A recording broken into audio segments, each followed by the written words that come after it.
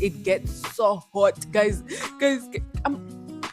It's so hot. It's so I don't even know how to explain it. But what do you mean I can get to travel to another country and I'm only paying 70 euros? Like, hey guys, welcome back to my channel. It's Igiomo Nasha, and I'm back again with another video. Today, I'm going to be talking about the things that I wish I knew before I came to Spain. For context, for those who don't know, I am from Zimbabwe and I've been living in Spain for the past 6 years. And throughout my 6 years of living here in Spain, there are some things that I'm like, you know what? I wish I knew this before I came because it would have saved me some time and some energy and a lot of things. So if you live in Spain or if you just started living in Spain, this is a perfect video for you. Okay, so without wasting much of your time, I'm gonna go straight into the first point, which is that the eating times in Spain are different. I don't know where you guys are from, but in Zimbabwe, at least at my house, we used, especially for dinner, we used to have dinner at least like 5 p.m., 6 p.m., latest maybe 7 p.m., latest 8 p.m., which is late. In Spain, dinner time starts at 9 p.m. Like dinner, people are starting to have dinner, whatever, 9 p.m., latest 11 p.m. Like, what do you mean people are having dinner at 11 p.m.? That was such a big difference from that I didn't know about. Like, I remember the residence that I was staying at when they told me that dinner's gonna be at 10 p.m. I'm like, what do you mean by that? Like, I will be hungry. I would have been hungry from 5 p.m. and you want me to wait up until 10 p.m. So yeah, just come ready that you are probably going to experience that. Also, their lunchtime is like 2 to 3 p.m., maybe 4 p.m. sometimes. I've seen people being like, yeah, I'm gonna go grab lunch and it's 4 p.m. and I'm like, what do you mean? In Zimbabwe, again, lunch is like 1 p.m., sometimes 12:30, 1 p.m., you know? So things are different in that sense. The second thing that I wish I knew, I think that would have just made me prepare mentally, is the bureaucracy in Spain. The paperwork in Spain, guys, it takes forever. When I say forever, I mean forever. If you apply for your residence permit, you want to renew your student residence permit, don't expect it to come out by next week or even next month. Like, expect a good 6 months, depending on the city you're in, maybe 7 months, maybe 4 months. They take their lovely time when it comes to processing anything. When I say anything, I mean anything paperwork related in Spain. So this is something I wish I knew because it would have saved me, at least on a mental level. The next thing that people don't really take seriously is about the Spanish language. I wish I learned Spanish before I came to Spain. Guys, I came to Spain without knowing anything. I literally remember I was at the airport and I'm like, by the way, how do you say I can't speak Spanish in Spanish? How do you say hello? How do you say goodbye? How do you say how much is this? I literally have screenshots in my phone of me, literally in 2020, trying to see how to say these things in Spanish. And I just wish I learned Spanish before I came. The thing about Spanish is there's a lot of resources, there's a lot of online courses, online classes that I could have taken before I came. I think it would have saved me a lot of misunderstandings, a lot of time. Also, like it would have helped me to integrate within the culture quickly and more easily. Like, I think it's just important, honestly, everywhere you go to always learn the language before you go there. Even if you can't learn before you go there, learn as soon as you go there. It helps you to make friends from that country, to integrate, to learn more about the culture, to understand the culture. It's just also very respectful to the local people. I started learning Spanish so late, and that is something that I'm always like, I wish I started earlier. Even if you have English speaking friends, even if you are going to be learning in English, I think it's always very important to learn the local language. Something that I already knew, but then it really hit when I actually started living here, is the living expenses here in Spain, especially if you live in Barcelona. Coming from Zimbabwe, everything is expensive, and obviously, I know the currency is different, the living standards are different, the economy is different, and all these things.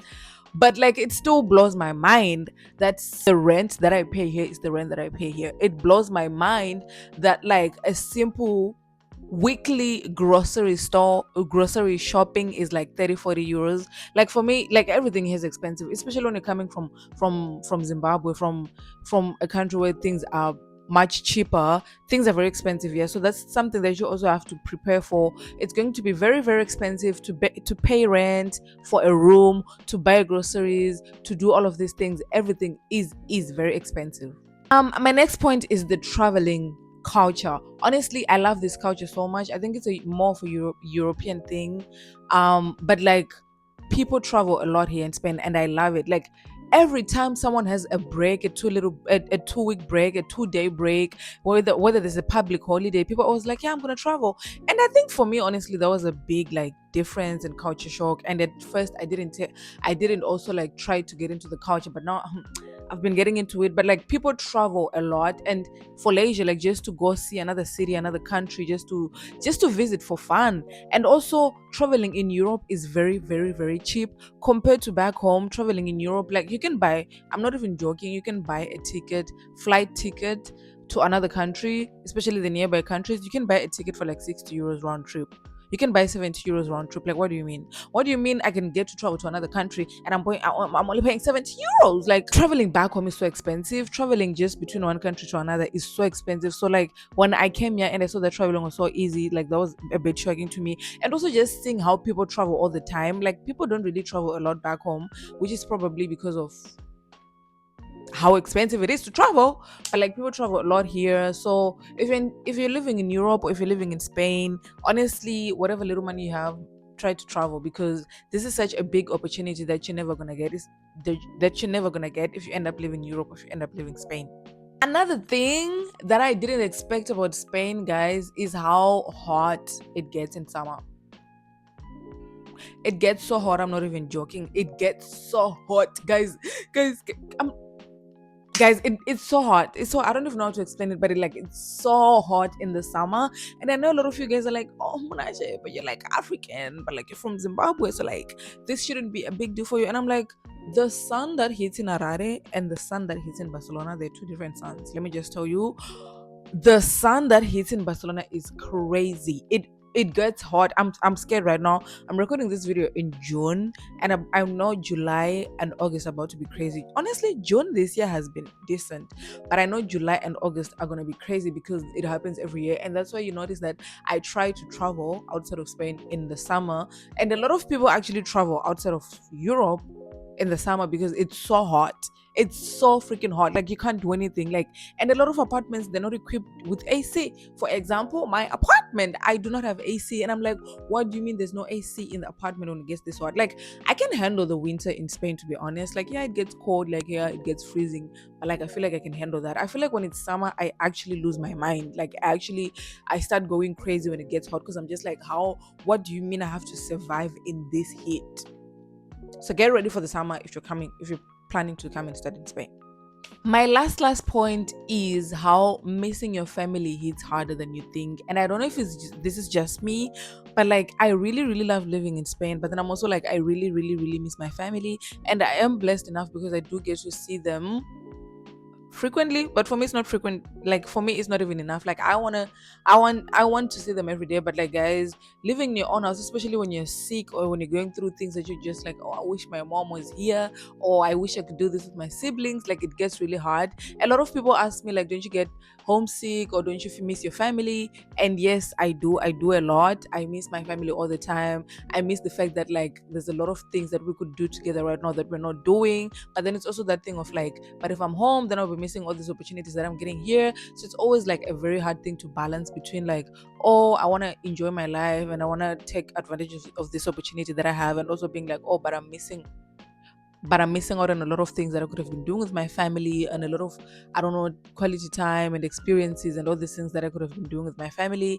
But like, yeah, just expect that like if you live abroad, you're gonna miss your family. It's gonna happen. Like whether you're a nonchalant person or you really don't care about family like that, like you're gonna reach a point where you're gonna be like, wow, like I do miss my family for real, and you will survive. You will miss them, and then tomorrow you will wake up and then you have to go. But then I would just encourage everyone to always keep in touch with their family. Thank God we have the internet and all this technology that helps us to keep in touch with each other, even though we're like miles away from each other. So yeah, that was it about the 7 things. Was that 7? I don't think it was 7. That was it about the things that I wish I knew before I came to Spain. I'm sure I left out a lot of things, but yeah, that was it for today's video. If you enjoyed it, please like, comment, and subscribe. And see you guys in the next video. Bye.